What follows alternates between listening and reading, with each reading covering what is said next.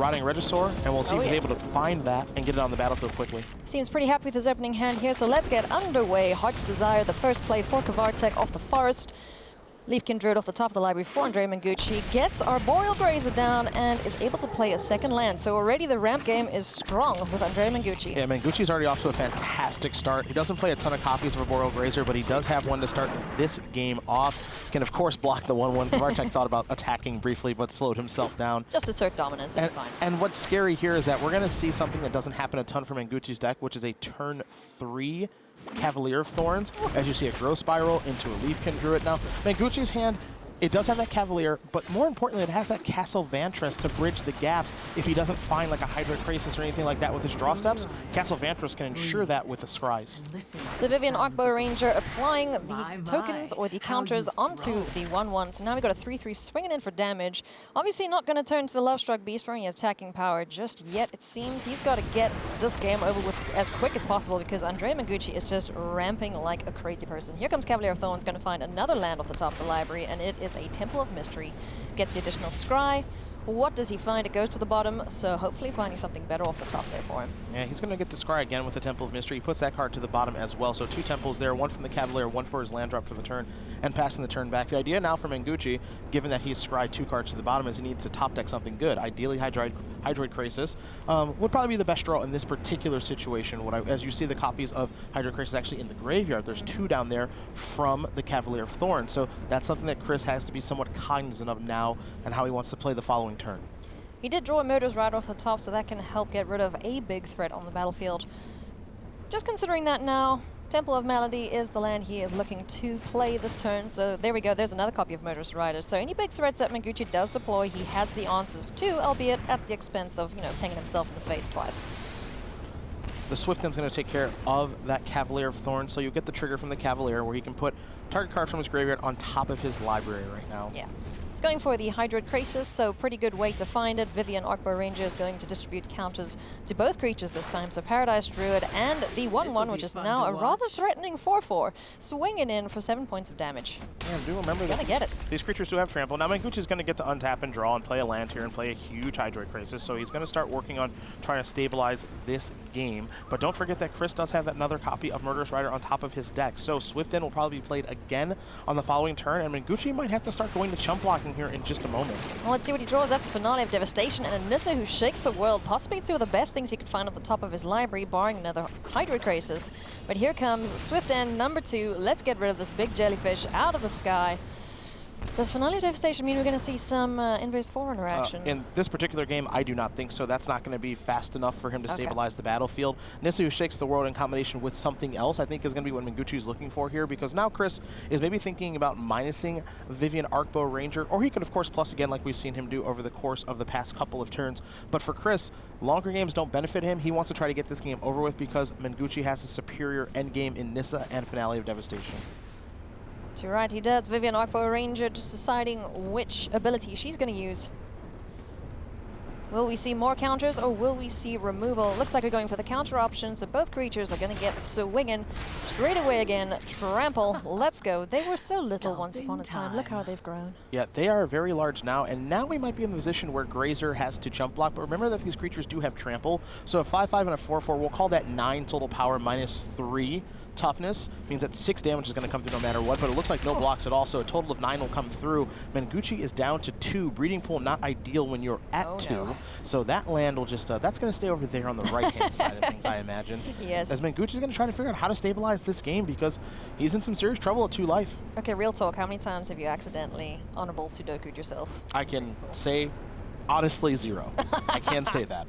Oh, come on. I'm no fun, I guess. No, you're just too good at Magic. Hardly. Hardly. Not as good as these 2 players, that's for sure. Nope. And Mengucci is trying to figure out exactly how to weasel his way out of this situation. His draw was actually very, very good this game. As far as watching matches of his, that's the first time that you and I have seen him play Cavalier of Thorns on turn 3. Yeah, that died. Insane. Get back a Hydroid Krasis, cast a huge Hydroid Krasis. That died, and he's been getting run over ever since. Well, here comes Nissa who shakes the world, hoping to do some running over of their own, but they do have to deal with 2 other creatures that are growing every single turn that Chris Kvartek stays alive. So, yeah, Mengucci's got some work to do here.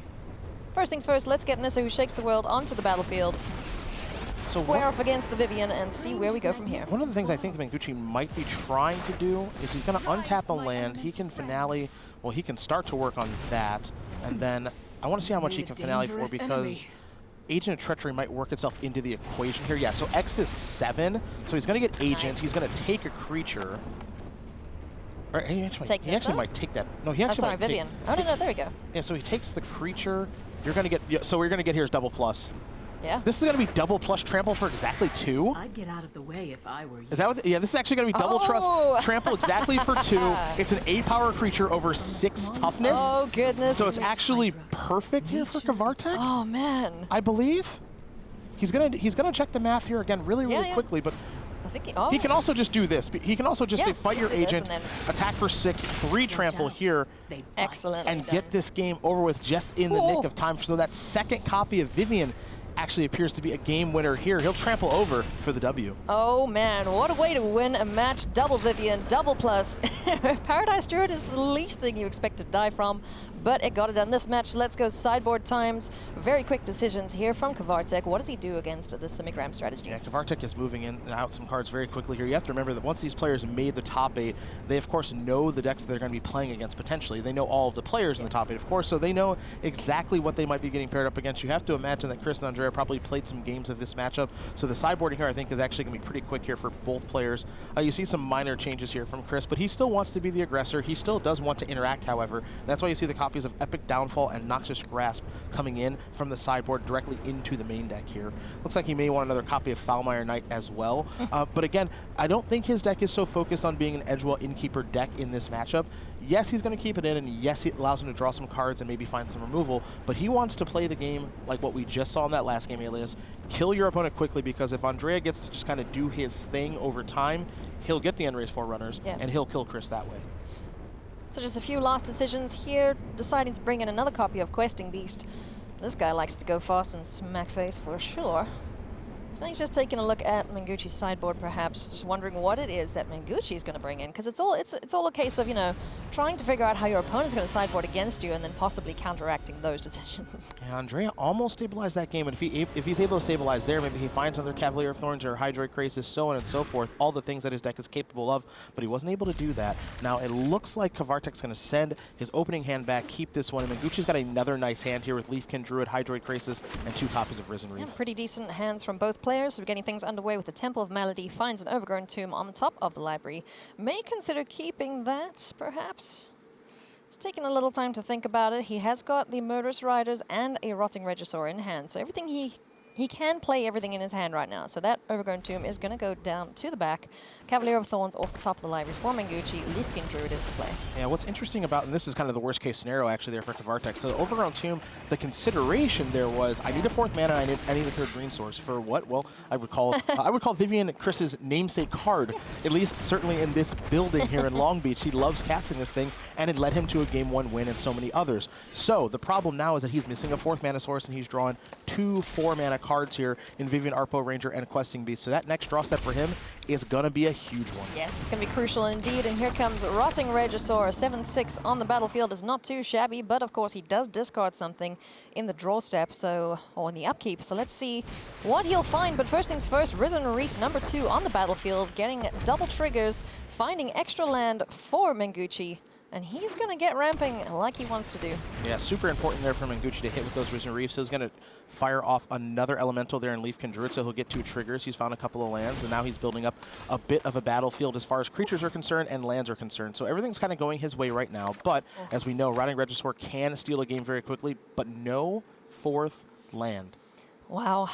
So a really tough decision. You saw him agonize over sending that Overgrown Tomb to the back of the library, and it's bite him in the butt here a little bit. He's got to find a land very, very quickly. He can get the Paradise Druid down, otherwise he keeps up Murderous Rider to possibly kill a Nissa or a Cavalier of Thorns. There's just so much happening in Mengucci's hand right now. Yeah, this is a tough spot here for Chris, because I imagine he wants to play Paradise Druid to get that mana source, but it looks like he's going to fire off Murderous Rider, deciding what to target between Leafkin Druid and Risen Reef. But if you fire off the Swift End portion of Murderous Rider, that means that's one less answer for Cavalier of Thorns, Hydroid Krasis, and Nissa Who Shakes the World, and those creatures are going to start to come to the forefront of this game. Oh yes, little does Chris know that there are 5 very, very big threats in Mengucci's hand right now.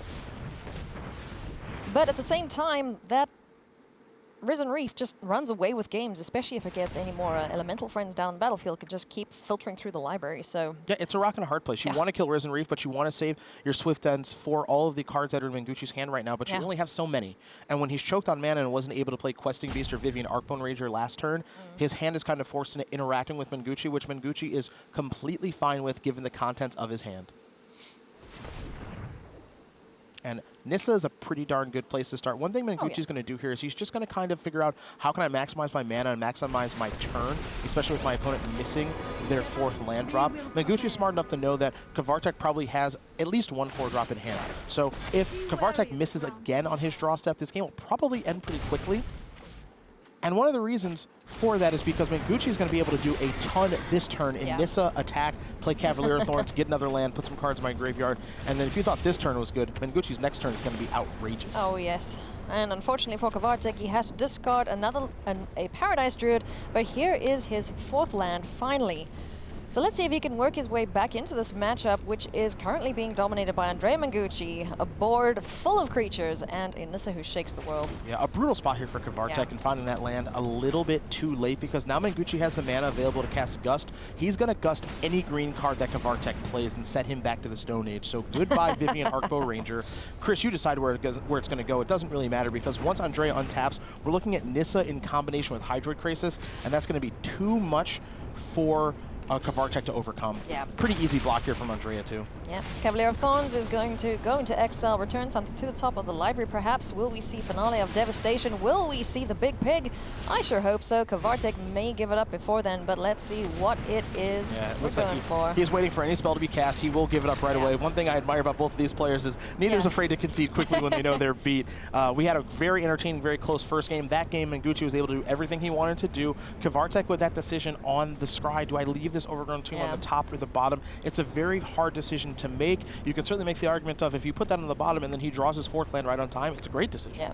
Unfortunately for him, it backfired. It didn't have 4th mana, didn't have 3rd green source for Vivian on time. It got gusted, as did his hopes of winning that game. All right, but we get to see a game number 3 then, which we won't complain about because we love these decks, we love these players. So let's see who is going to walk away with a victory between Andrea Mengucci and Chris Kavartech in this quarterfinal. As an aggro player myself, one thing that you absolutely love is when you're in a matchup that might be difficult or even one that could argue is poor, like this one may be for Kvartech. All you can ask for is game 3, you're on the play. This hand is very close to keepable. Right now you're looking at a hand with Edgewall, Innkeeper, and no adventures, and you have your premier 4-drops. Now you are missing a green mana source for Vivian, so you can't cast that just yet, and you don't love the idea of drawing a 5th land in this particular hand because you have all the lands that you'd like to have to operate. However, you need to fill in the gaps somewhere, and one way to fill in the gaps is taking a mulligan. That's a really tough mulligan to take, and this hand is not particularly good, so down to 5 he's going to go. That's unfortunate. Going to send back a Swamp. What else goes to the bottom of the library? As Chris Kavartech mulligans to 5. On the other side, that looks like a pretty good hand indeed for Andrea Mengucci. He's got 2 Growth Spirals, a Leafkin Druid, and a Cavalier of Thorns, plus Hydroid Krasis. Mengucci's hand is good. Kvartech is going to have to go runner, runner, nothing's funner, and able to win this game. So it starts with drawing a untapped green source and Rotting Regisaur onto the battlefield. That's a miss, and that might be his hopes of winning this game and match, and you can see the look on his face. He's not that emotional of a player, normally has a smile on his face, but he knows just how bad of news that is. Yes, indeed, and Andrea Mengucci just finding absolutely everything he could possibly want in this matchup. Double Leafkin Druid, Edgewall Innkeeper is the draw. That is not the best thing to find off the top of the library for Kvartech, so he is in a lot of trouble right now. Yeah, I think if you ask Chris right now, if Becca were with him right now about keeping or mulliganing that opening hand, I think, now obviously with how things have unfolded and him mulliganing down to 5 right now, I'd love to hear the thought process about why he was thinking about mulliganing and keeping, just what were the positives and negatives of that decision, because that could be a tournament-altering decision right now as he misses his 3rd mana source again. He can play none of the spells in his hand. Mengucci's already got a Cavalier of Thorns on the battlefield. Hydroid Krasis is probably going to come next for Andrea, and this game will almost certainly be a wrap, Alias. You hate to see it. You hate to see a player not being able to play Magic, but you know, Andrea Mengucci is doing everything that his deck wants to do. He's got a Hydroid Krasis that's going to come down for 1,000,000, draw a bunch of cards, gain a bunch of life, and whatever he wants to Aether Gust out the way. I mean, there's no real threat on turn 3 anyway, so Mengucci's just like, okay, tap out, give me all my cards, give me all my land, and there's the concession from Chris Kvartech. Very unfortunate, but congratulations to Andrea Mengucci. He advances to the semifinals. Second time Mengucci has played Kvartech in this tournament, second time he's played this matchup, and he has been able to walk away out of each one a victor each time. A big win there for Andrea, who's brought this Simic Ramp deck here this weekend. He felt that he could go over the top of all of his opponents, and in the game where he went most over the top of Kvartech with the turn 3 Cavalier Thorns and turn 4 Krasis, he actually lost that one, which is pretty crazy to think about, but he was able to regain his footing, win the next 2 games,